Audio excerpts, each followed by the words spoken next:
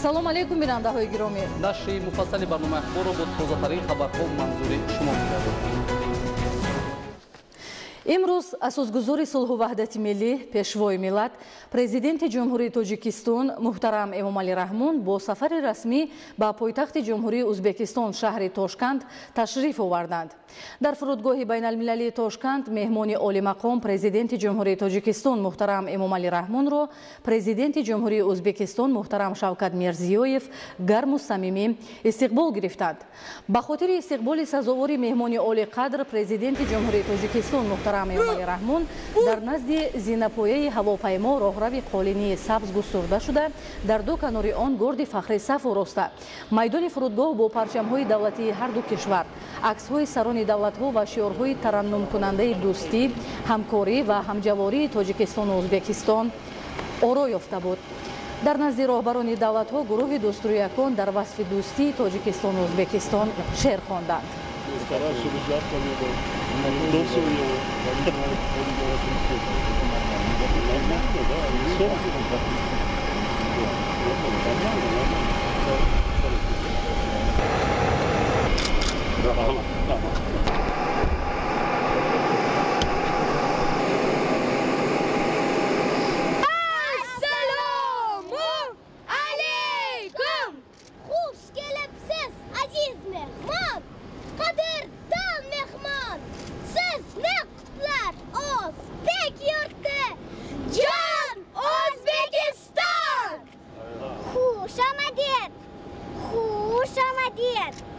مهمانی عزیز نوری دیده تاجی سر است تو جانی عزیز bir-birin doldurgan ikki xalq olqishlar do'st diyori oshnosi marhabo o'zbekning yurtiga tojikning hurmatli peshvosi azal chunonim hamsoya ham do'stonim o'zbeku tojikonim yoru barodaronim ikki xalqning yurtboshi bo'lsalar doim omon mangu gullab yashnasin O'zbekiston Tojikiston.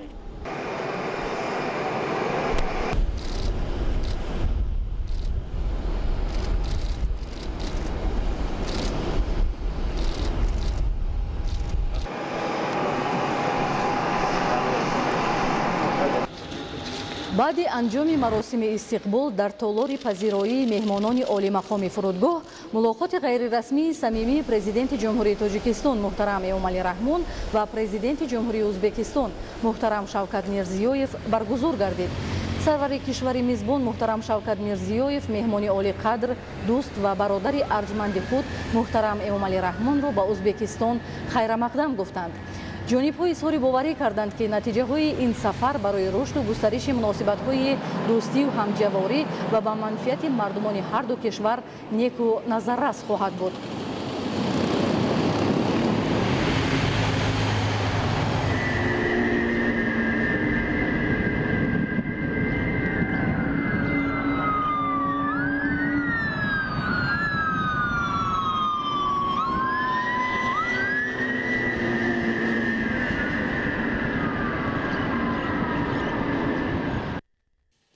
имрӯз дар доираи сафари расмии президенти ҷумҳурии Тоҷикистон муҳтарам Эмомалӣ Раҳмон нахуст бо нишони эҳтиром ба таъриху фарҳанги мардуми ӯзбек дар боғи Ӯзбекистони нав назди муҷассамаи истиқлолият гулчанбар гузоштанд. дар маросими гулчанбаргузорӣ президенти ҷумҳурии Тоҷикистон муҳтарам Эмомалӣ Раҳмонро сарвазири ҷумҳурии Ӯзбекистон Абдулло Орипов ва раиси шаҳри Тошканд Ҷаҳонгир Ортихоҷаев ҳамроҳӣ намуданд. баъди анҷоми маросими гулчанбаргузорӣ президенти мамлакат муҳтарам Эмомалӣ Раҳмон аз боғи Ӯзбекистони нав боздид ба амал оварданд. ба сарвари давлат муҳтарам Эмомалӣ Раҳмон иттилоъ доданд ки боғи Ӯзбекистони нав ба муносибати 30-солагии истиқлолияти давлатии Ӯзбекистон бунёд шудааст. дар маҷмаи истиқлол тавассути бунёди иншооти муосир дастовардҳои мардуми дӯсту бародари ӯзбек давоми 30 соли соҳиби истиқлолии кишвар таърихи рушду густариш ва пешрафту тараққиёти давлати миллии Ӯзбекистон таҷассум ёфта. است. майдони умумии боғ 105 гектарро ташкил дода дар он гулу дарахтони ороишӣ шинонида шудааст. фаввораҳо, роҳравҳои зебо, муҷтамаи истиқлол ва дарахтони нодир аз ороишоти асосии боғи ӯзбекистони нав мебошад. баъди шиносоӣ бо ин макони дилфиреб, президенти ҷумҳурии Тоҷикистон муҳтарам Эмомалӣ Раҳмон ба ҷумҳурии Ӯзбекистон рушду шукуфоӣ ва ба мардуми дӯсти ӯзбек комёбиҳои беназир орзу карданд.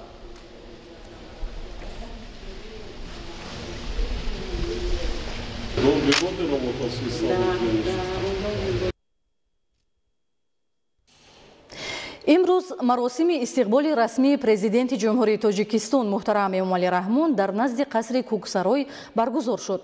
меҳмони олимақом президенти ҷумҳурии Тоҷикистон муҳтарам Эмомалӣ Раҳмонро президенти ҷумҳурии Ӯзбекистон муҳтарам Шавкат Мирзиёев самимӣ истиқбол гирифта ба болои шоҳсуфаи ифтихорӣ даъват намуданд. маросими истиқболи расмӣ бо гузориши фармондеҳи горди фахрӣ, садо додани сурудҳои миллии ду кишвар, гузаштани сарони давлатҳо аз назди қатори сарбозон, арзи эҳтироми меҳмони олимақом ба парчами давлатии Ӯзбекистон, шиносоӣ бо ҳайатҳои расмии дуҷониб ҷараён гирифта, бо гузашти низомӣ ҷузу томҳои горди фахрӣ аз назди сарони ду давлат анҷом ёфт.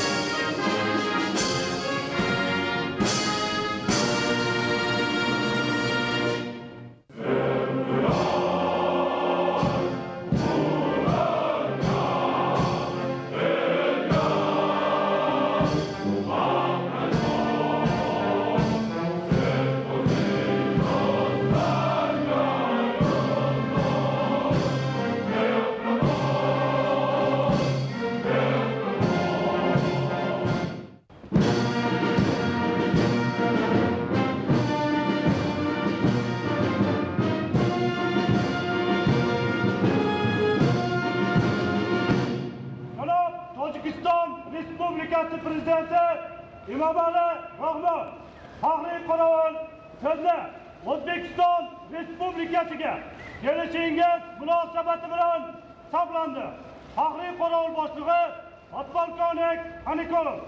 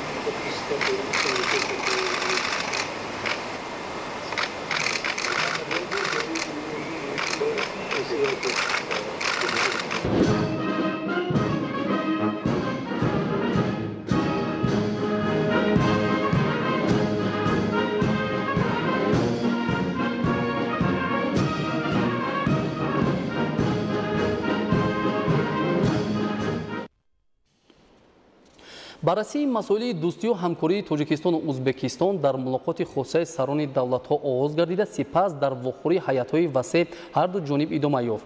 дар ҷараёни мулоқоти сарони давлатҳои Тоҷикистону Ӯзбекистон муҳтарам Эмомалӣ Раҳмон ва муҳтарам Шавкат Мирзиёев масъалаҳои таҳкими робитаҳо дар соҳаҳои калидии ҳамкории дуҷониба баррасӣ гардиданд. сарони ду давлат ҳамчунин ба таври муфассал оид ба масъалаҳои мубрами рӯзномаи байналхалқӣ ва минтақавӣ табодулӣ андеша карданд. пешвои миллат муҳтарам Эмомалӣ Раҳмон رحمون با پرزیدنت جمهوری ازبکستان محترم شوکت میرزیویف برای دعوت جهت تشریف آوردن به جمهوری ازبکستان و انجام دادن سفر رسمی اینچنین پذیرایی صمیمی اظهار سپاس کرده اطمینان نمودند که ملاقات امروزه بر روند رشد باثبات مجموع مناسبت‌های نیک همسایگی کشورها تکانی جدی می‌بخشد.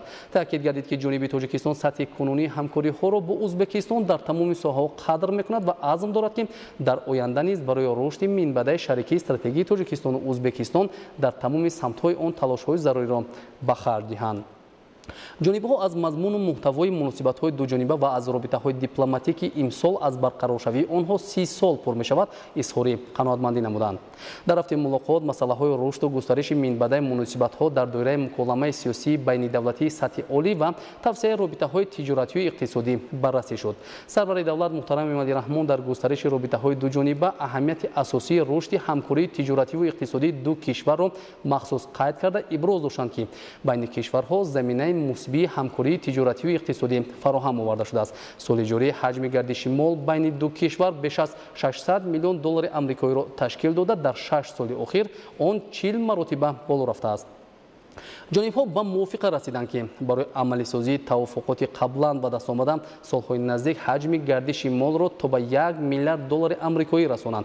ضمن ملاقات به برگزاری جلسه کمیسیون بین حکومتی و همایش تجارتی شرکت‌های تاجیکستانی در ازبکستان توجه ظاهر گردیده آنها را عامل مهم گسترش رابطه‌های تجارتی نامیدند. در جریان ملاقات جانبها جنبه‌های واقعی همکاری دوجانبه در ساحه‌های رابطه‌های نقلیاتی، استفاده مجموع ذخیره‌های آب و انرژتیک، اینچنین روابط فرهنگی و گومانیتاری را بررسی نمودند. تاکید گردید که با تلاش‌های مشترک رفت و آمد آزاد مال و خدمت رسانی تأمین گردید و شهروندان امکان آزاد رفت و آمد با یکدیگر دارند. در حال حاضر تا 20,000 نفر ساکنان دو کشور هم‌روزه با هدف روابط تجاری و گردشگری و دیدن خویش و تبار و دوستان از مرز میان کشورها آزادانه عبور می‌کنند. این یکی از کامیابی‌های اساسی همکاری حکومت‌ها در سال‌های اخیر می‌باشد. در ملاقات بار دیگر اهمیت تاریخی اعلامیه اوید به تحکیم دوستی ابدی و همپیمانی بین جمهوری تاجیکستان و جمهوری ازبکستان قید کرده شد. جانبها با مسئله رشد همکاری و استفاده امکانیت‌های موجوده در ساحه‌های انرژتیک و صنعت از جمله در بخش‌های صنعت نساجی، خوراکواری، پایافزالدوزی، متالورژی، کارکرد معدن، متالورژی رنگ، داروسازی، نقلیات و کمونیکاسیون، سرمایه‌گذاری و بانکداری اینچنین دیگر ساحه‌های برای هر دو کشور منفعت‌آور توجه ظاهر کردند. با همکاری‌های تاجیکستان و ازبکستان در عرصه فرهنگی و گومانیتاری بخصوص در بخش‌های علم و معارف، فرهنگ و صنعت توجه خاصه ظاهر شد. رشد همکاری دو کشور در عرصه بین المللی از جمله در دایره سازمان ملل متحد، اتحادیه دولت‌های مستقل، سازمان همکاری شانگهای و دیگر سازمان‌ها مهم ارزیابی گردید. با فعالیت ازبکستان همچون رئیس فعلی سازمان همکاری شانگهای بهای بلند داده شد. در رفت ملاقات جانب‌ها مسائل‌های امنیت منطقوی و بین المللی و مشکلات افغانستان برای هر دو دولت همسایه را محاکمه کردند. اطراف دیگر مسائل‌های مبرم منطقوی و گلوبالی مبادله افکار انجام دادند. امروز اساسگذار صلح و وحدت ملی پیشوای ملت پرزیدنت جمهوری تاجیکستان محترم امامعلی رحمون در دایره سفر رسمی در تالار قصر پرزیدنت جمهوری ازبکستان با راهبر کشور دوست شوکت میرزیویف به طور مجازی با پخش تگمه رمزی برای آغاز تطبیق لایحه مشترک بین تاجیکستان و ازبکستان دایر به ساختمان نیروگاه‌های برق آبی در حوزه دریای زرافشان اساس گذاشتند. باید گفت که متخصصان هر دو جانب برای بنیاد نیروگاه‌ها با اقتدار عمومی 320 مگاوات مرحله‌های اساسناکنی تکنیکی اقتصادی لایحه و دیگر کارها را به انجام می‌رسانند. در آغاز مراسم مجازی تطبیق لایحه مشترک بین تاجیکستان و ازبکستان دایر به بنیاد نیروگاه‌های برق آبی در حوزه دریای زرافشان راهبریت عالی دو کشور محترم امامعلی رحمون و محترم شوکت میرزیویف در تالار قصر پرزیدنت ازبکستان و در محل ساختمان نیروگاه دهه یاوان ناحیه عینی جمهوری تاجیکستان باشد راهبریت وزارت و اداره‌های مربوطه متخصصان و مهندسان ساحه انرژتیک دو کشور اشتراک کردند. آغاز تطبیق کارهای جستجویی اساسناکنی تکنیکی یک قدم استوار در راه تعمیق همکاری‌های دو کشور در این بخش آینده‌دار خواهد بود. سران دولت‌ها محترم امامعلی رحمون و محترم شوکت میرزیویف با بنیادکاران این طرح برای مردمان هر دو کشور منفعت بار برای کامیابی آرزو کردند. баъди анҷоми мулоқоту музокироти сатҳи олии тоҷикистону ӯзбекистон дар ҳузур ва бо иштироки сарони давлатҳо маросими имзои санадҳои нави ҳамкорӣ баргузор гардид. Президенти ҷумҳурии Тоҷикистон муҳтарам Эмомалӣ Раҳмон ва Президенти ҷумҳурии Ӯзбекистон муҳтарам Шавкат Мирзиёев зери эъломия оид ба таҳкими дӯстии абадӣ ва ҳампаймонӣ байни ҷумҳурии Тоҷикистон ва ҷумҳурии Ӯзбекистон имзо гузоштанд. Дар ҳузури сарони давлатҳо 7 санади нави ҳамкорӣ ба имзо расид. Харитаи роҳ оид ба рушди ҳамкориҳои дуҷониба байни вилояти Суғди ҷумҳурии Тоҷикистон ва вилояти Ҷиззахи ҷумҳурии Ӯзбекистон барои солҳои 2022-2023. Ёддошти тафоҳум байни Вазорати саноат ва технологияҳои нави ҷумҳурии Тоҷикистон ва Кумитаи рушди пиллапарварӣ ва саноати пашми ҷумҳурии Ӯзбекистон оид ба ҳамкорӣ дар соҳаи пиллапарварӣ. Созишнома байни Вазорати фарҳанги ҷумҳурии Тоҷикистон ва Вазорати фарҳанги ҷумҳурии Ӯзбекистон оид ба ҳамкорӣ дар соҳаи фарҳанг ва санъат барои солҳои 2022-2023. Ёддошти тафоҳум байни Департаменти мониторинги молиявии назди Бонки Миллии Тоҷикистон ва Департаменти мубориза бо ҷиноятҳои иқтисодии назди Прокуратураи генералии ҷумҳурии Ӯзбекистон оид ба ҳамкорӣ дар соҳаи муқовимат ба қонунигардонии даромадҳои бо роҳи ҷиноят ба даст оварда, маблағгузории терроризм ва маблағгузории паҳнкунии силоҳи қатли ом. Ёддошти тафоҳум миёни Кумитаи ҳифзи муҳити зисти назди ҳукумати ҷумҳурии Тоҷикистон ва Кумитаи давлатии ҷумҳурии Ӯзбекистон оид ба экология ва ҳифзи муҳити зист оид ба ҳамкорӣ дар соҳаи ҳифзи муҳити зист ва истифодаи оқилонаи муҳити зист. Ёддошти тафоҳум оид ба ҳамкорӣ байни Вазорати рушди иқтисод ва савдои ҷумҳурии Тоҷикистон ва Вазорати рушди иқтисод ва кӯҳиши комбинатии ҷумҳурии Ӯзбекистон. Харитаи роҳ оид ба амиқтар намудан ва густариши ҳамкорӣ дар соҳаи ҳамкориҳои саноатӣ байни ҷумҳурии Тоҷикистон ва ҷумҳурии Ӯзбекистон. Дар маҷмӯъ дар ҳошияи сафари расмии Президенти ҷумҳурии Тоҷикистон ба ҷумҳурии Ӯзбекистон 15 санади нави ҳамкорӣ ба имзо расид. Пас аз анҷоми маросими имзои санадҳои нави сарони давлатҳо муҳтарам Эмомалӣ Раҳмон ва муҳтарам Шавкат Мирзиёев барои доираи васеи хабарнигорони дохил ва хориҷ нишасти матбуотӣ ороста натиҷаҳои мулоқоту музокиротро неку назаррас арзёбӣ карданд. Ёдовар мешавем ки 1 июни соли 2022 дар ҳошияи сафари расмии Президенти ҷумҳурии Тоҷикистон муҳтарам Эмомалӣ Раҳмон дар ҷумҳурии Ӯзбекистон форуми соҳибкории ҷумҳурии Тоҷикистон ва ҷумҳурии Ӯзбекистон баргузор гардид. Дар ҷараёни форум баъди муаррифии имкониятҳои сармоягузорию тиҷоратии Тоҷикистон байни доираҳои соҳибкории ду кишвар ба хотири таҳкиму тавсеяи ҳамкориҳо ва дарёфти шарикони нав мулоқоту вохӯриҳо доир шуданд. Аз рӯи ҷамъбасти кори форуми соҳибкории ҷумҳурии Тоҷикистон ва ҷумҳурии Ӯзбекистон дар маҷмӯъ 75 санади нави ҳамкорӣ байни соҳибкорони бахшҳои мухталиф ба имзо расид. Маблағи созишномаҳои имзошуда дар маҷмӯъ 570 миллион доллари амрикоиро ташкил медиҳад. Созишномаҳои дуҷониба фаъолияти ҳамкории минбаъдаи соҳибкоронро дар бахшҳои истихроҷ ва коркарди хокаи оҳан, бунёди корхонаҳои насоҷӣ дар Тоҷикистон, таҳвили алюминии аввалия ба Ӯзбекистон, истеҳсоли нахи пахта ва яхдонҳоро дар бар мегирад. Дар форум инчунин ҷиҳати тавсия бахшидан ба фаъолияти иқтисоди хориҷӣ байни соҳибкорони ду кишвар ба маблағи умумии 258 миллион доллари амрикоӣ шартномаҳои тиҷоратӣ ба имзо расонда шуд. Дар маҷмӯъ дар доираи сафари расмии Президенти ҷумҳурии Тоҷикистон дар ҷумҳурии Ӯзбекистон бо дар назардошти натиҷагирии форуми тиҷоратию иқтисодӣ лоиҳаҳои сармоягузорӣ ва иқтисодӣ ба маблағи беш аз 1 миллиард доллари амрикоӣ татбиқ карда мешавад.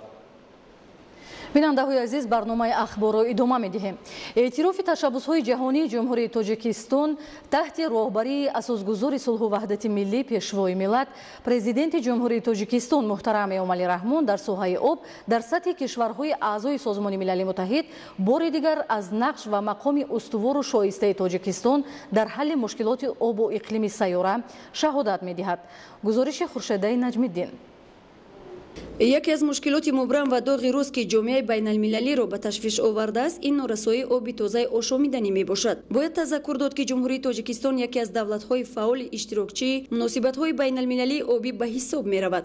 ҷумҳурии Тоҷикистон дар Осиёи марказӣ яке аз кишварҳои саргаҳи об аст ва яке аз кишварҳои дорои захираҳои зиёди обӣ аст, вале бо вуҷуди ин ҳам дар минтақаи Осиёи марказӣ ва ҳам дар сатҳи ҷаҳонӣ вобаста ба мушкилоти об ва масъалаҳои марбут ба он гузоришҳо ва ташаббусҳои хоса намудааст. ҳамин ташаббуси ҳукумати ҷумҳурии Тоҷикистон дар сатҳи ҷаҳонӣ гузаронда шуд ва ҳамин ташаббусҳо минбаъд ҳам идома ёфтанд از چی سبب؟ از اون سببی که جامعه جهانی علیه به مسائل مربوط به آب و حل مشکلات آن توجه ظاهر نمودند. یعنی با اون خلاصه آمدند که به واسطه به این مسئله ها توجه نمودن و راه‌های حل آنها را جستجو نمودن برای نفع تمام جامعه بشری است. از سال 2000 این جانب حکومت جمهوری تاجیکستان با تشبس‌های سازنده در عرصه بین المللی برآمد می‌نمایند و باعث خوشحالی است که این تشبس‌ها که با ابتکارات به واسطه اساسگزار صلح و وحدت ملی پیشوای ملت پرزیدنت جمهوری تاجیکستان محترم امامعلی رحمان پیشنهاد کرده می‌شوند از جانب جامعه جهانی با خوشحالی پذیرفته می‌شوند. البته امروز جمهوری تاجیکستان وابسته به مسئله‌های آب در عرصه بین المللی با 4 تشبس سازنده خود برآمد نموده است که همه این تشبس‌ها از جانب جامعه جهانی مورد پشتیبانی قرار گرفتند و در زمینه تشبس‌های سازنده حکومت جمهوری تاجیکستان از جانب تشکیلات با نفوذ بین المللی سازمان ملل متحد قدنامه‌های علاهیده قبول کرده شده است و پای تطبیق تشبس‌های مذکور دولت‌های جهان موظف گردیدند. تشبس اولی نمونه اشتراک مملکت ما در مناسبت‌های بین المللی آبی اونیورسالی بوده دولت‌های اعضای سازمان ملل متحد را وادار می‌نماید که از محاکمه ابراز اندیشه و اعلان عهده‌داری و اجرای چاره‌های عملی گذارند. مورد به تذکر است که تشبس‌های سازنده جمهوری تاجیکستان در این سمت بی‌شبهه مقصد نوی استراتژی جامعه بین المللی را به شرف حیات و انسانیت معین نمود. خورشید نجمی‌دین، امید یاروف، دوشنبه اخبار. برای در سطح ضروری آمادگی گرفتن به دوره تیرماه زمستانی سالهای 2022-2023 از جانب کارمندان فیلیال جمعیت سهامی شده شبکه‌های انتقال برق در شهر دوشنبه به زیر ایستگاه برقی یوون که در توازن فیلیال مذکور میباشد ترانسفورماتور پر اقتداری نو وارد کرده شد. گزارش باباکلان امینزاده. برای در سطح ضروری آمادگی گرفتن به دوره تیرماه زمستانی سالهای 2022-2023 مسئولان فیلیال جمعیت سهامی شده شبکه‌های انتقال برق در شهر دوشنبه تدبیرهای سری وقتی را عملی می نمایند. در زیر ایستگاه برقی یوون 220-35 و 6 کیلوولت که ساکنان، کارخانه صنعتی و پایگاه آبکشی ناحیه یوون ولایت ختلون را با نیروی برق تامین می کند.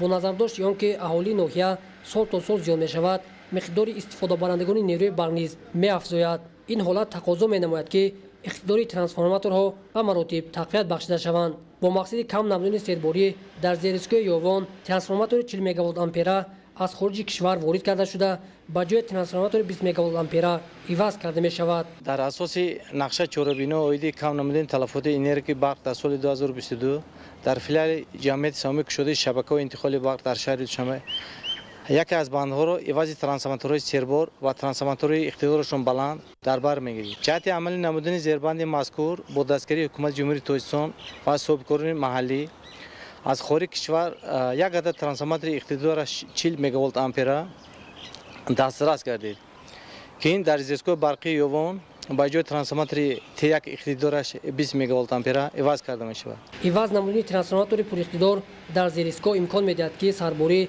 در ترانسفورماتور در همه فصل سال کم گردیده حالتهای صدموی و مراتب کاهش داده شود و ساکنان به ممانعت از برق استفاده نمایند.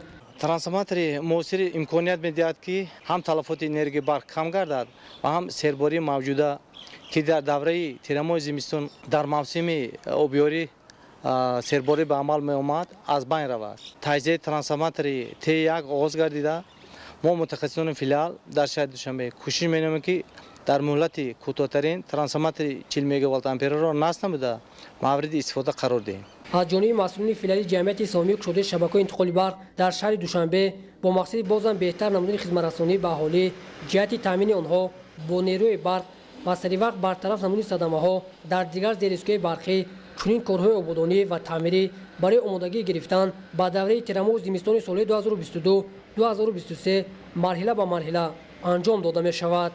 باباکان امیزاده، مقصد اخبار. мавзӯи дигар боғпарварӣ аз бахшҳои даромадноки соҳаи кишоварзӣ ба ҳисоб рафта он дар таъмини амнияти озуқаворӣ ва инчунин содироту муаррифии меваҳои хушсифату болаззати тоҷикистон дар хориҷи мамлакат нақши муҳим мебозад. бино ба иттилоъ то санаи 1 июни соли равон аз хоҷагиҳои деҳқонии шаҳри ҳисор 98.6 тонна гелос ҷамъоварӣ гардидааст ки зиёда аз 6 тоннаи он ба хориҷи мамлакат содирот карда шуд. зульфия раҳимзода маълумоти бештар медиҳад. табиат ва иқлими тоҷикистон бахусус табиати шаҳри ҳисор барои рушди боғу токпарварӣ ва меваҳои хушсифат хеле мувофиқ аст. дар шаҳри ҳисор 758 гектар боғ бунёд карда шудааст ки аз ин нишондиҳанда зиёда аз 200 гектарро гелозор ташкил медиҳад. ба андешаи кишоварзон имсол дар боғҳои хоҷагиҳои деҳқонии шаҳр сабзишу нашунамои дарахтони мевадиҳанда аз ҷумла гелос хуб буда нисбат ба солҳои қаблӣ ҳосили меваи гелос хеле фаровон аст. дар ҳудуди хоҷагии деҳқонии абдушукури ҷамоати деҳоти навобод дарахтони гуногуни мевадиҳандаи ба шароиту иқлими ин минтақа мувофиқ шинонида шудааст. имшабу рӯзҳо дарахтони гелос бо навъҳои гуногун ғарқи мева мебошанд ва кишоварзон ба ҷамъоварии ҳосил машғуланд. тибқи иттилои саҳмдорони хоҷагӣ ҳосили гелосро имшабу рӯзҳо бо нархи аз 3 то 5 сомонӣ ба соҳибкорон дастрас менамоянд ва қисмати боқимондаи онро барои тайёр кардани афшура ва мураббо истифода мекунанд. меваи гелоси хоҷагии мазкур асосан навъҳои маҳаллии серҳосил буда боғдорон талош менамоянд то ҳаҷми меваи хушсифати гелос зиёд карда шуда ҳосили дилхоҳ ба даст оранд. боғдорони хоҷагиҳои деҳқонии шаҳри ҳисор барои таъмини бозорҳои ноҳияҳои атроф ва шаҳри душанбе аз ҳар гектар гелозор то 20 тонна гелос ҷамъоварӣ менамоянд. меваҳои дар шароити офтобӣ истеҳсолшудаи тоҷикистон аз нигоҳи экологӣ тоза буда дар хориҷи кишвар харидорони зиёд доранд. то имрӯз аз ҳама хоҷагиҳои деҳқонии шаҳри ҳисор 98.6 тонна гелос ҷамъоварӣ гардидааст ки аз ин нишондиҳанда зиёда аз 6 тонна гелос ба хориҷи мамлакат содирот карда шудааст. ҳамзамон то 1 июн зиёда аз 6 тонна зардолу ва зиёда аз 3 тонна олу низ аз хоҷагиҳои деҳқонии шаҳри ҳисор содирот гардидааст. таҷрибаи кишоварзони хоҷагиҳои деҳқонию инфиродии шаҳри ҳисор дар нигоҳубин парвариш ва ба даст овардани ҳосили хушсифати гелос калон мебошад. ин аст ки ҳамасола кишоварзон аз гелозорҳои минтақаи мазкур вобаста ба иқлим ҳосили гелоси хушсифат хушлаззат ва манфиатбахшро ба даст меоранд. зульфия раҳимзода, баҳодури истам, баҳодури ҳасанзод, ахбор. гурӯҳи кории меҳмонон аз ҷумҳурии Корея дар ҳайати намояндагони соҳаҳои мухталифи ин кишвар ба ноҳияи Кушониён ва шаҳри Бухтар ташриф оварданд. меҳмонон дар ин сафар аз хоҷагиҳои деҳқонӣ боздид ба амал овардан барои таҳким бахшидани ҳамкориҳои дуҷониба ва дар вилояти Хатлон амалӣ намудани таҷрибаҳои пешқадами соҳаи боғдорӣ табодули назар карданд. тафсилот дар гузориши навбатӣ. ҳайати кории меҳмононро мутахассисони соҳаи кишоварзӣ, соҳибкорон, тоҷирон ва дигар намояндагони соҳаҳои мухталифи ҷумҳурии Корея ҳамроҳӣ доранд. меҳмонон аз нашунамои боғ ва ҳосили фаровони меваи шафтолу шинос шуданд. дар ин хоҷагӣ боғи супер интенсивӣ бунёд гардида дар 3.5 гектари он парвариши боғи шафтолуро ба роҳ монданд ки ҷамъоварии ҳосили он рӯзҳои наздик шурӯъ мешавад. таҷрибаи боғпарварони тоҷик дар ҳамкорӣ бо олимони соҳаи боғдории давлатҳои рушдкардаи дунё натиҷаҳои дилхоҳ ба бор оварда истоданд. айни замон боғи супер интенсивие ки мо дар дохилаш қарор дорем ниҳолҳои онро аз давлати Узбекистон ва пайванд карда шуда бо ниҳолҳои давлати ҳолландӣ дар ноҳияи Кушониён парвариш карданд. натиҷаи меҳнати деҳқонон хуб ба чашм мерасад.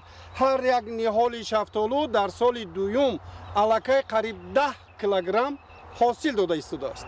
соли дуюми ҳосилбандиаш тарзи нигоҳубинаш ба воситаи қадрагӣ нуриҳои ғизогӣ ва қадрагӣ ҳам дорем. бо тарзи аппарати дастию механикӣ ҳам озуқа дода мешавад. нуриҳои озуқаи витаминӣ бо аппарату дастиё чӣ мекунем. баъд бо тарзи қадрагӣ ҳам витамину мисолгем нуриҳои ғизогиро дода мешавад. ва дар баробари ин бо мо зидди ҳашарот яъне дороҳои махсуси зидди ҳашаротӣ ҳам истифода мебарем. дар ноҳия якумин боғе аст ки бунёд карда шудааст ва ниҳолҳои ин боғ аз сорти галандӣ мебошад ки дар ҷумҳурии Ӯзбекистон бо такпайванди М9 пайванд карда шуда ва در اینجا آورده شنونده شده است. چقدر که میبینید تجربه اولین نیمو که است خیلی نهال‌ها خوب انکشاف یافتند. شرایط باد و هوای تاجیکستان خیلی مطابق میکند. حتی از گرمی این نگاه داشتن ما با چنین پرده ها پوشانده شده است که در فصل تابستان حاصل شده را از گرمی تاثیر روشنایی آفتاب نگاه می‌دارد و داغ‌های زیادتی به میوه ضرر نمی‌رساند. مهمانان ضمن بازدید راجع به طرز پرورش نهال‌های میوه‌دهنده در این باغ اظهار اندیشه کرده بهره استفاده اصول‌های پیشقدم و فایده بخش ساحه اضافه نمودند که باید از تجربه پیشرفته استفاده کنند تا در آینده کار به طور اتوماتیک صورت بگیرد و هم حاصل فراوان گردد. امروز در این سفر به ما میسر گردید که عاید تجربه های باغداری و مخصوصا بنیاد گرمخانه ها با صاحبکاران و متخصصان ساحه کشاورزی ولایت ختلان ارتباط پیدا کنیم. جاری کردن تکنولوژی نو و زمانوی به ما امکان میدهد که کار ما در سمت ساحه باغداری آسان شود و من پیشنهاد میکنم که در آینده با صاحبکاران کشور شما همکاری بیشتر کنیم تا در دایره عملی کردن برنامه بی‌خطری آذوقه‌واری کارهای نظررس را سامان بخشیم. مهمانان همچنین از طرز پرورش و نگاهبین درختان سیب که در این خواجگی شناخته شده است با متخصصان صحبت کرده برای همکاری بیشتر در این سمت دعوت به عمل آوردند. سپس در جریان سفر کاری گروه مهمانان به شهر بختر تشریف آورده از خواجگی دهقانی استقلال و امیرشاه واقع در محله غیرت شهر بختر بازدید نمودند. ضمن صحبت اظهار گردید که تشریف مهمانان برای کشاورزان بختر تجربه به بار آورده بهره عملی نمودن هدفهای سازنده در سمت ساحه کشاورزی زمینه مساعد میگذارد. گروه کاری جهت بنیاد گرمخانه ها در این خواجگی ها پیشنهادهای مهم ارائه نمودند. اصلا این منطقه لوجستیکی بوده برای بنیاد گرمخانه و سردخانه ها پیش بینی شده است. همزمان مهمانان از کارخانه جمعیت سهامی شکل گشوده کابینت خوراکواری شهر بختر آشنایی کرده برای همکاری هماهنگی ظاهر نمودند. گفته شد که الکی در 4 سردخانه میوه های تر و تازه وطنی ذخیره شده به خارج کشور صادرات خواهند شد. مهمانان عاید استفاده اصول های پیشقدم در این سمت با متخصصان کارخانه اندیشه های خود را ابراز نمودند. امروزها روند جمع‌آوری حاصل فراوانی محصولات کشاورزی بخصوص غله‌دانگی‌ها در ناحیه دوستی با مرام ادامه داشته در میدان‌های از حاصلشان جمع‌آوری شده کشت تکراری زراعت گذرانیده می‌شود. از جریان این تدبیر نتیجه بخش همکاران ما گزارش می‌دهند. ساکنان ناحیه دوستی برابر رویانیدن حاصل فراوان محصولات گوناگون کشاورزی از کشت اساسی همچنین به کشت تکراری زراعت‌ها نیز توجه مخصوص ظاهر می‌نمایند. به گفته آنها شرایط مساعد اقلیم و آب و زمین امکان می‌دهد که 2-3 مرتبه حاصل دلخواه زراعت‌ها را می‌توان در یک سال به ملال به دست آورد. در ناحیه دوستی خواجگیداران امروزها بر سری وقت و به تلف جمع آوری نمودن حاصل پخته رسیده زراعت‌ها بخصوص غله‌دانگی‌ها از تمام شرایط و امکانیت‌ها استفاده می‌نمایند و در میدان‌های خالی گشته کشت تکراری زراعت‌ها را به مانند جواری مکیدان، شالی، لوبیا دانگی‌ها و نوع‌های زودرس پنبه‌دانه را انجام می‌دهند. همین میدان‌هایی که عین زمان جواری مکیدان نشأونمای خوب دارد از اینجا دهقانان در اول‌های فصل بهار حاصل فراوانی سبزوات بروقتی را به دست آورده بودند. همگی 8037 هکتار درنامه داریم کشت تکراری با از همین از آن جمله 3620 هکتار برای خواجگی دهقانی با و 4417 هکتار برای اهالی نزد اولگی زمین‌ها درنامه کرده ایم. اصلا بر جای سبزوات‌های بروقتی کرم، لبلابی سرخ بر وقت وسیله‌اش گنداری کرده جمع‌آور کرده جایش تلکه گند مکه برای دان کش شدن برای لوبیا موش حاضر همیشه روز تور کرده سیم زمینش جای پیاز را خالی شدگی زمین را با شالی با تور کردیم. نشنامای من از مکه الکه یکم چابق برآورده بین خطرها کار کرده ازادیه را سر کرده جای سبزوات مثلا کرم و کش کردن داری غذایی را سر کردیم.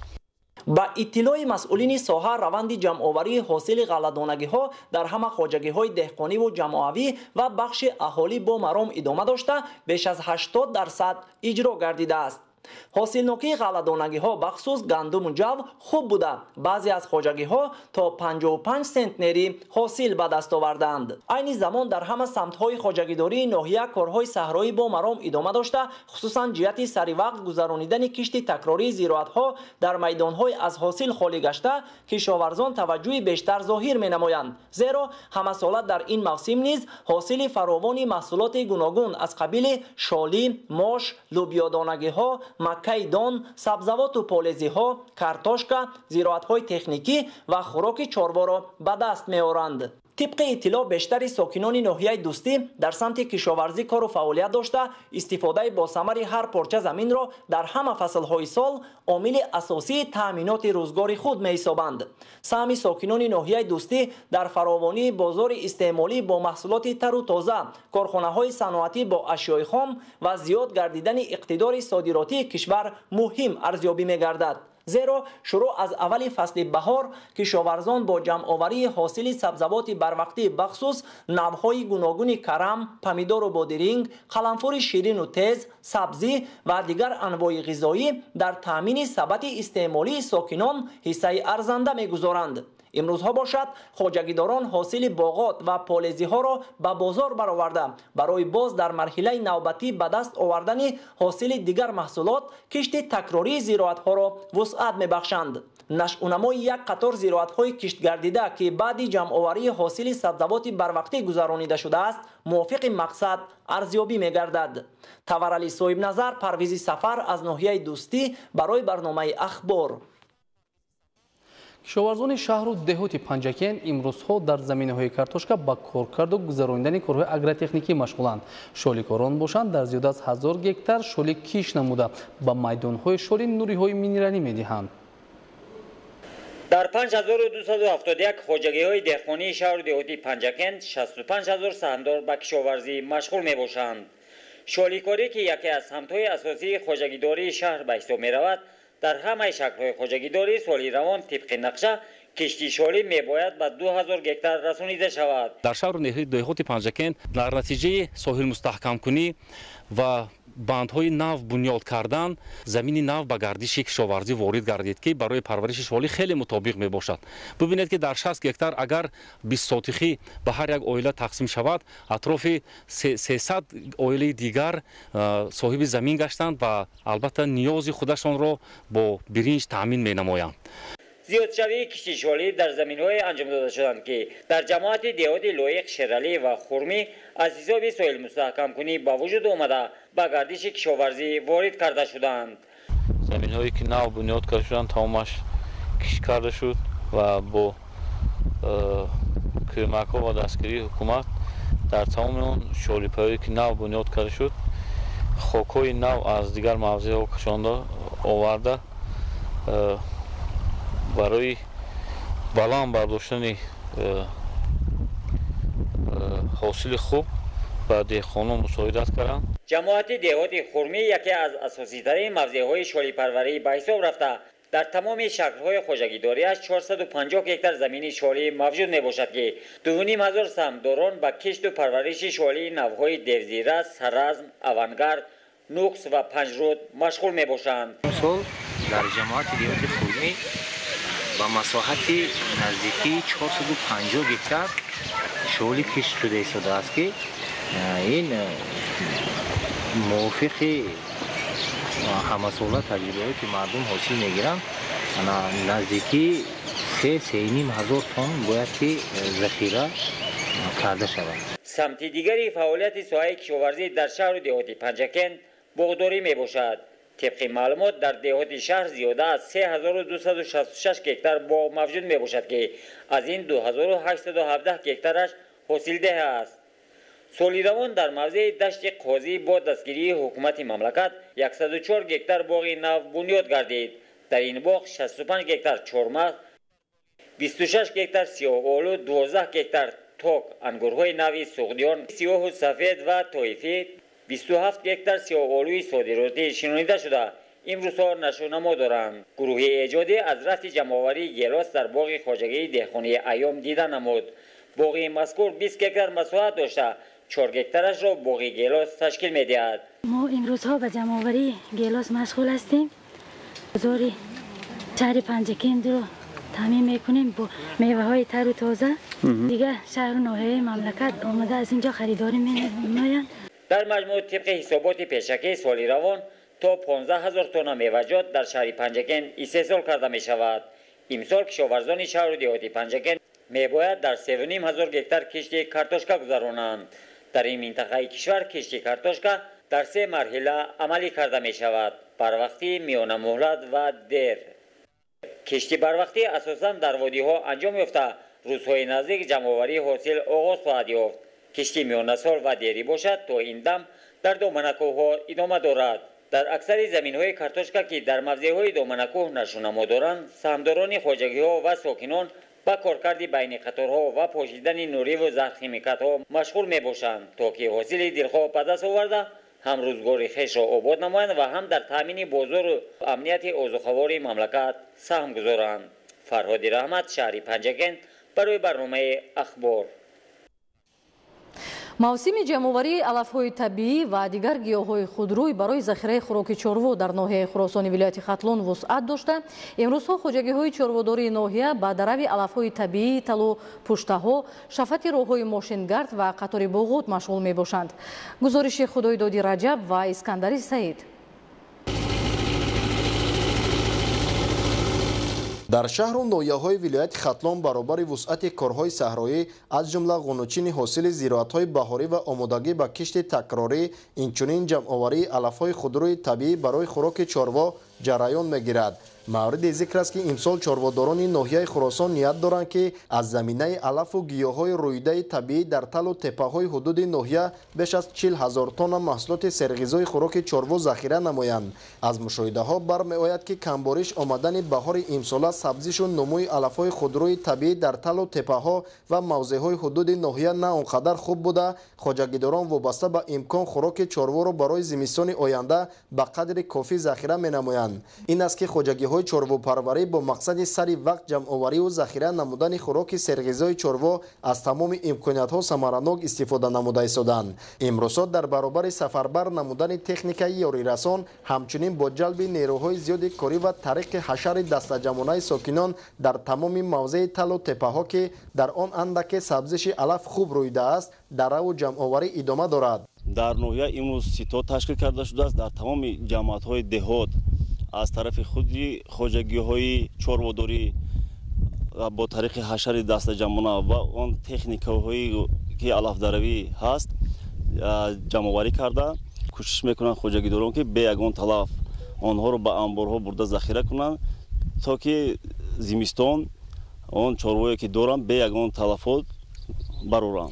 کооپراتیو تجارتی سفر شیرنظرف از خواجگی‌های رشد کرده ناحیه خراسان محسوب می‌یابد که با پرورش گوسفند ذات تاجیکی مشغول بوده، همسالت در زیاد نمودن سرشمار آن به نتیجه‌های نظررس نائل می‌گردند. کمبارش آمدن باد و هوای امسال با سبزش و نمای علف‌های طبیعی در شهر و نواحی منطقه باختر ولایت ختلان تاثیر منفی خویش را رسانیده باعث نگرانی چارواداران گردیده است. با این همه نگاه نکرده کارمندان کооپراتیو تجارتی شیرنظرف ناحیه خراسان با استفاده از امکانات موجوده از حساب تل و تپه‌ها جمع‌آوری خوراک چاروا را با مرام ادامه داده ایستادند. جهت سری وقت ذخیره نمودن خوراک چاروا خواجگیداران سعی و تلاش دارند از قیده‌هایی که در آن علف‌های طبیعی سبزش یافته‌اند سری وقت جمع‌آوری نموده برای زمستان گذرانی چاروا ذخیره نمایند. بنابر معلومات‌های ریاست کشاورزی ناحیه خراسان از آغاز موسم درو خواجگی‌های ذات‌پروری زیاده از 12,000 تن خوراک چاروا ذخیره نمودند. با مقصد سری وقت جمع‌آوری و ذخیره نمودن خوراک چاروا با تشبث مقامات اجرایی حاکمیت دولتی نقشه چاره‌بینی‌ها تشکیل کرده شده. در روزهای استراحتی کلکتیوهای مهنتی کارمندان تشکیلات و اداره‌های ناحیوی به مدد دهقانان و چارواداران برآمده در تامین دورنمای سالانه ذخیره خوراک چاروا از حساب علف‌های طبیعی سهم خود را گذاشته ایستادند. طبق اطلاع میدان عمومی چراگاه‌های کوپراتیو تجارتی سفر شیرنظر ناحیه خراسان 17372 گکتار را تشکیل نموده چاروداران موافق به دورنما این موسم باید بیش از 90 تن خوراک چاروا از حساب علف‌های طبیعی ذخیره نمایند. با در نظر داشت این امروزها توسط تکنیک و جلب ساکنان این تدبیر مهم را به طور جانانه براه ماندند. در نتیجه نظرسنجی متخصصان سال جاری نامساعدی باد و هوا با کم رویدن علف و گیاهای طبیعی باعث گردیده امروز نگرانی خواجگی‌های چارودار وادار می‌نماید که در جمع‌آوری و ذخیره کردن موضع‌های علفزار دقت جدی ظاهر نموده به تلفیابی چاروا در فصل سرما راه ندهند. خدایدادی رجب، اسکندر سعید برای برنامه اخبار. در ناحیه رشت میدان بخو بیش از 5000 گکتار را تشکیل نموده زیاد از 4000 گکتار بخوی حاصل دهنده میباشد. متاسفانه سال جاری در بیشترین میدان بخو پنجشوی کسلی درختان به نظر رسید که آن باعث تلفیابی حاصل و خشکشوی درختان میگردد. گزارش دیگولی محمود از ناحیه رشت. در ناحیه رشت میدان باغ‌ها در همه شکل‌های خواجگی‌داری زیاد از 5649 گکتار را تشکیل نموده. با افزایش میدان باغ‌ها استحصال میوه‌های خوشصفت سال گذشته قریب 32000 تن را تشکیل نمود. متاسفانه سال جاری در بیشتر میدان باغ‌ها پنجشوی کسلی به نظر می‌رسد که آن باعث تلفیابی حاصل و خشکشوی درختان شده ایستاده است. این کسلی برای باغداران خطر کلان را آورده ضرر اقتصادی در تلفات حاصل و نابودشوی و رشکن کردن درختان آورده می رساند. ما کسلی سوزش باکتریوی درختان میوه‌دهنده خصوصا من حاضر درخت ناکپا دیده استودیم. لیکن این فکر میکنم که این کارانتین ابیک می باشد وطنش امریکای شمالی قریب که سالهای 2000 سالها در شرایط تاجیکستان نبود. این کسلی را سوختنی باکتریوی درختان میوه‌دهنده معنیداد میکنند که در نتیجه زود پنجشوی به درختان میوه‌دهنده ضرر زیاد میرساند. در باغ‌های بیشتر سرایت شده به این کسلی میتواند از 20 تا 50% به درختان ضرر رساند. در بعضی باغ‌ها سوختنی باکتریوی تا 90% درختان میوه‌دهنده را میتواند سرایت نماید. یکمش با مقابل این کسلی حرکت کردن در کار که اگروتکنیکی بقوت شدنش در کار یکم. دومش بسیار دیده استودیم که من این باغ با علف‌های بیگانه بی‌نهایت بسیار اینجا حرکت میکند که بسیار حشرات‌های ضرررسان فایده‌ناک اینجا حشرات‌های هم این کسلی پام کردنش ممکن. نامی چقدر اگر بلند باشد اینا حرارت اپتیمالی 28 گرادوس می باشد که اگر از وی پایین رود پرو یا که بالا شود کم شدنش میکنه پایین برود نمی بسیار شود این کسلی با اوج میگیرد. افزایش میدانی باغ و استحصال میوه اساساً به خواجگی‌های دهقانی راست میآید. زیرا خواجگی‌های باغداری از مساحت 4775 گکتار باغ‌های در اختیارشان بوده عاقلانه و ثمرناک استفاده برده. زیاده از 8000 نفر سهمداران همساله حاصل فراوان میوه و دیگر نمود زراعت‌های کشاورزی را استحصال می‌کنند که فراوانی محصولات باعث پیشرفت اجتماعی و اقتصادی هر یک خانواده و تامین بازارهای کشورمان با میوه‌های خوشصفت محلی می‌گردد.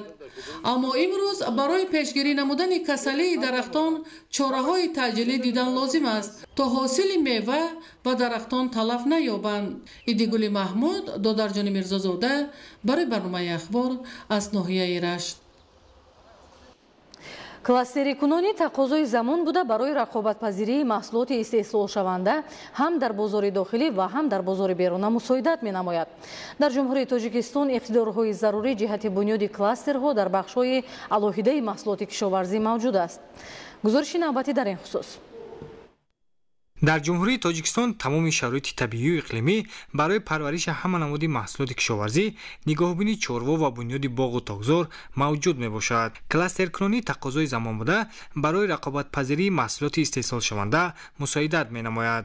мисол гирем деҳқон барое ки дарёфт кардани захираҳои истеъмоли худ истеҳсоли худ барои дарёфт кардани қисмҳои эҳтиётӣ барои дарёфти қарз худаш кофткоб намекунад. вақте кластер шуд як шӯъбаҳои махсус ки пайдо шуд این خراجات های کافتکو و خراجات جویش و خراجات رفته آمده پس میکنند با واسه استفاده تکنولوژی اطلاعاتی میتواند دسترس باشد و چندین مراتب قریب خراجات ها در دوره همین فعالیت کم میشه. وقتی که خراجات کم شد امروز کارشناسان میگن که مورد تشکل کلاستر 35% خراجات ها کم میشود.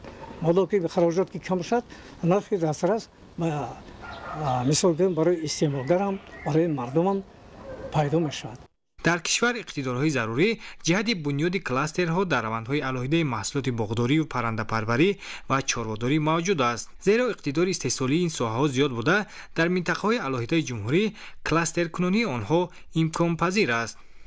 تاکید گردید در کنفرانسیای جمهوری علمی و عملی در موضوع تشکل و رشد کلاسترهای اگروصنعتی نظریه و عملیه که در انستیتوت اقتصادیات و تحکیم سیستموی رشد کشاورزی اکادمی علوم‌های کشاورزی تاجیکستان برگزار گردید. مادامی که ما کلاستر اگراری میگوییم این مضمون آن دارد که امروز ساحه کشاورزی اقتصادیات کشاورزی همواره با دیورسیفیکاسیون شوی وسیع شوی نمودهای فعالیت همون قدر با ضروری کاپیراتسیا ضروری همگرایی پیدا می شود. برای که استحصال یک نوع رقابت پذیر کشاورزی تقاضا میکند که چندین اشتراکداران مناسبت استحصالی اشتراک کنند. در کار همایش علمی قید کرده شد که در جمهوری تاجیکستان ذخیره‌های زیادی موجودند که عامل رشد استوار استحصال محصولات کشاورزی و تامین امنیت عضوخواری مملکت می‌گردد. تشکیل چنین همایش علمی میتواند برای تشکیل شکل نوی استحصالات، بلند برداشتن ثمره‌ناکی اقتصادیات ساحه کشاورزی و در مجموع به تامین هدف‌های استراتژی زمینه گذارد. شرح موضوع دیگر بار نخست در مرکز جمهوری علمی سرطانشناسی متخصصان صاحب تجربه اصول نو جراحی جگر را با طور لاپاراسکوپی انجام دادند. دسترسی به دستگاه‌های نو طبی امکان فراهم آورد که چنین جراحی مرکب گذرانده شود. گزارش خبرنگاران ما در این خصوص. تجربه چند سال اخیر نشان داد که آریزه‌های بعد جراحی از جمله فسادگیری زخم بعد گذراندن بریش‌های جگر به طور عنعنوی زیاد دیده می‌شود و این سبب بیشتر بستری کنونی بیماران گرفتاری آماس‌های جگر می‌گردد. از این رو در مرکزهای طبی مخصوص گرداننده دولت‌های پیشرفته دنیا بریش‌های جگر با طور لاپاراسکوپی هنگام آماس‌های خوش‌صفت و بدصفت گذرانیده می‌شود. تکمیل دانش کارمندان مرکز و واردکنی تکنولوژی معاصر از قبیل اولتراسونوگرافی لاپاراسکوپی و اسباب‌های الکتروجراحی امکان فراهم آورد که این نمود جراحی‌ها در مرکز جمهوری علمی سرطانشناسی براه مانده شود. از این رو برای بهتر کردن صفت خدمت‌رسانی طبی به بیماران گرفتار آماس‌های جگر چنین اصول گذراندن جراحی بار نخست در جمهوری براه مانده شد. برتری با چنین اصول بریش‌های جگر این تلف حجم کم خون در وقت جراحی، مهلت کوتاه بستری کنونی و پست بودن آریزه‌های فسادگیری زخم جراحی میباشد. این چنین برای جلب متخصصان جوان با تکنولوژی نو شماره جراحی مذکور زیاد کرده خواهد شد. تا امروز یک چند بیمار با چنین اصول جراحی گردیده در حالت قناعت بخش رخصت داده شدند. در ناحیه تاجیک‌آباد ярмаркаи ҷойҳои холии кор ташкил карда шуд. дар ин тадбири муҳим ба корҷӯён бештар аз 170 ҷойи кори холӣ пешниҳод гардид. нуриддини қурбон ва баҳриддини исмониддин аз ноҳияи тоҷикобод гузориш медиҳанд. در ناحیه تاجیک‌آباد با مقصد با جای کار تامین نمودن ساکنان و به کسب آموزی فرا گرفتن شخصان بی‌شغل ярмаркаи جای‌های کار خالی تشکیل کرده شد. در این تدبیر مهم از طرف 35 کارخانه و تشکیلات و مؤسسه‌های حدود ناحیه در مجموع 171 جای کار خالی پیشنهاد کرده شد. تشکیل و برگزار نمودن ярмаркаҳои جای کار خالی و وظیفه‌های آزاد به حیث یکی از چاره‌بینی‌های فعال مساعدت به شغل نقش مهم دارد. شعبه агентии меҳнат ва шуғли аҳолӣ дар ноҳияи тоҷикобод ҷиҳати таъмини кафолатҳои давлатӣ ҳангоми бекорӣ ба ин васила коҳиш додани сатҳи бекорию баланд бардоштани сатҳи шуғлнокии аҳолӣ мунтазам ярмаркаҳои ҷойҳои кори холӣ ва вазифаҳои озодро баргузор менамояд. дар ин чорабинӣ аз 35 ташкилоту корхонаҳо бо пешниҳоди 171 ҷойи кори холӣ иштирок намуданд. дар ноҳияи тоҷикобод барои ҷалби занон ва ҷавондухтарони бешуғл ба касбу ҳунаромӯзӣ солҳои охир тадбирҳои саривақтӣ андешида шуда тавассути барномаи давлатии мусоидат ба шуғли аҳолӣ гурӯҳҳо аз ҳисоби духтарони маҳаллӣ ба омӯзиши касбҳои ба бозори меҳнат ҷалб гардида 3 моҳ бо идрорпулӣ таъмин карда шудаанд. ҳавас доштам ки касби дузандагиро омӯзам ва дар ин чорабинӣ иштирок кардам барои касби дузандагиро омӯхтан рухсат гирифтам. ҳоло дар ноҳия маркази бозомӯзии бонувон ва ҳунарҳои мардумӣ таъсис дода шудааст ки дар онҳо гурӯҳҳои духтарона касби дузандагӣ ва адрасбофиро аз худ мекунанд. мавриди зикр аст ки ярмаркаи ҷойи кори холӣ аз ҷониби шӯъбаи агентии меҳнат ва шуғли аҳолии ноҳияи тоҷикобод ташкил карда шуда ҳадафи он бо ҷойи кор таъмин намудани шахсони бекор мебошад. ҳамасола дар ноҳияи тоҷикобод тавассути ташкили чунин ярмаркаҳо нафарони зиёд бо ҷойи кор таъмин гардида зиндагиашонро пеш мебаранд. нуриддини қурбон, баҳриддини исмониддин аз ноҳияи тоҷикобод барои барномаи ахбор. ба хотири баланд бардоштани маҳорати касбии омӯзгорони фанни технологияи иттилоотӣ дар шаҳру ноҳияҳои вилояти Хатлон машварати омӯзиши оид ба истифода барои таҷҳизоти муосир дар соҳаи маориф баргузор гашта истодааст. мавзӯъро ҳамкорони мо идома медиҳанд. дар даврони соҳибистиқлолии мамлакат навгониҳои зиёде дар соҳаи маориф рӯи кор омаданд ки ба баланд гардидани сатҳи маърифатнокии толибилмон заминаи воқеӣ мегузорад. дар муассисаи таълимии рақами 17 ноҳияи ҷайҳун машварати омӯзишӣ бо иштироки омӯзгорони фанни технологияи иттилоотӣ дар мавзӯи омӯзиш, танзим ва истифодабарии тахтаи электронӣ баргузор гардид. гуфта шуд ки дар тамоми муассисаҳои таълимии шаҳру ноҳияҳои вилоят технологияи муосир васеъ истифода мегардад ки он дар баландбардоштани сатҳу сифати таълиму тарбия мусоидат мекунад. технологияи муосир дар муассисаҳои таълимӣ дар ҳолати хуби корӣ қарор дошта хонандагон имкон доранд аз он дар раванди донишомӯзӣ истифода баранд. мақсади имрӯзаи мо дар муассисаҳои таълимӣ тахтаи электронӣ ва видеопроекторро гузарондани семинар дар он аст ки ҳар як муаллими муассисаи таҳсилоти миёнаи умумӣ бояд бо тахтаи электронӣ ва видеопроектор шинос шавад ва бояд дар дарсҳо тахтаи электрониро васеъ истифода баранд. яке аз роҳҳои баландбардоштани сифати донишомӯзӣ дар ҷараёни таълиму тадрис истифода бурдани тахтаҳои электронӣ мебошад ки раванди баргузории соати дарсиро мукаммал мегардонад. дар замони муосир хонандагон бояд пурра технологияи навро аз бар намоянд ки он тақозои замон аст. мақсади асосӣ дуруст истифода ва самарона истифода бурдани тахтаҳои электронӣ ва видеопроектор мебошад ки баъди ин семинар ҳар як омӯзгор дар муассисаҳои таълимии худашон ба омӯзгороне ки аз фаннои гуногун дарс медиҳанд ба онҳо фаҳмонда дуруст истифода бурдани тахтаҳои электронӣ ва видеопроекторро фаҳмонда диҳанд. масъулони маркази технологияи информатсионӣ ва коммуникатсияи назди раёсати маорифи вилоят тасмим гирифтанд ки ба хотири баланд гардидани маърифати зеҳнӣ ва истифодаи васеъи технологияи муосир дар муассисаҳои таълимӣ тадбирҷӯӣ менамоянд ки дар ҷараёни донишомӯзӣ тахтаҳои электронӣ васеъ истифода гардад. ин амал пеш аз ҳама ба афзудани шавқу рағбати хонандагон ба технологияи муосир замина мегузорад. боиси ифтихор аст ки бо таваҷҷӯҳу ғамхориҳои давлату ҳукумати кишвар ва иқдоми мақомоти иҷроияи ҳокимияти давлатии шаҳри душанбе дар самти таълиму тарбияи насли наврас ва дастгирии хонандагони эҷодкору соҳибистеъдод китоби навқаламони пойтахт таҳти унвони «Килки сабз» ба нашр расид. ҳамкорони мо аз ҷараёни рӯнамоии ин китоб гузориш омода карданд.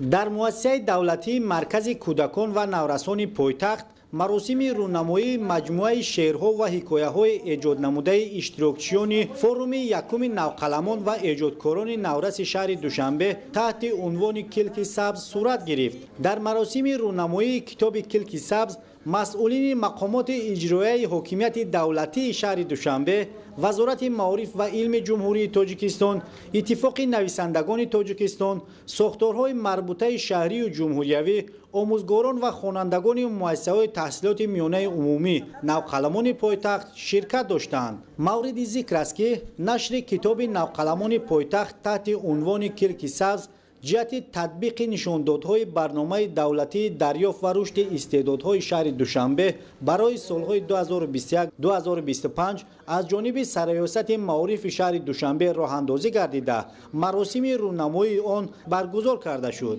قید گردید که برگزاری فروم یکم نوقلمان و ایجادکاران نورس شهر دوشنبه تحت عنوان کلک سبز نتیجه دلخواه داده امید و خواسته ها را در سمت تربیت نسل ایجادکار و نوآور به خصوص صاحب استعداد نویسندگی قانع نمود. در این فروم خوانندگان مؤسسه تعلیمی شهر دوشنبه خوانندگانی که از خود قابلیت ایجادکاری داشتن آنها ایجادیات خود را با هیئت حکمان پیشنهاد نموده و در دایره هفته کودکان این شعر و مقاله که از طرف خود خوانندگان مؤسسه تعلیمی شهر دوشنبه پیشنهاد گردید این با یک کتاب پر حکایه نشر گردید که حکایه و مقاله هایی که از طرف خود خوانندگان مؤسسه تعلیمی پیشنهاد گردیدند در دایره همین هفته کودکان به نشر رسید و امروز این کتاب دسترسی کل خوانندگان مؤسسه تعلیمی شهر دوشنبه گردید. مجموعه شعر و حکایه های اشتراکچیان فروم یکم نوقلمان و ایجادکاران نورس پایتخت تحت عنوان کلک سبز در فرصت کوتاه با تعداد 500 نسخه با صفت بلند در نشریات ادبی نزد وزارت فرهنگ جمهوری تاجیکستان انتشار گردیده. آن از قسمت ایجاد شاعران نورس نوقلم با نام رمزی همیشه بهار و ایجاد ناصران نوقلم با نام همیشه سبز عبارت بوده. در این مجموعه محصول تخیل بدیعی ایجادکاران نوقلم پایتخت همچون یک گلدسته رنگارنگ به هم آورده شده است که هر یکی از لحاظ ایجادی، سبک و اسلوب بدیعی، موضوع و محتوای خویش تابش و جلوه خود را دارد.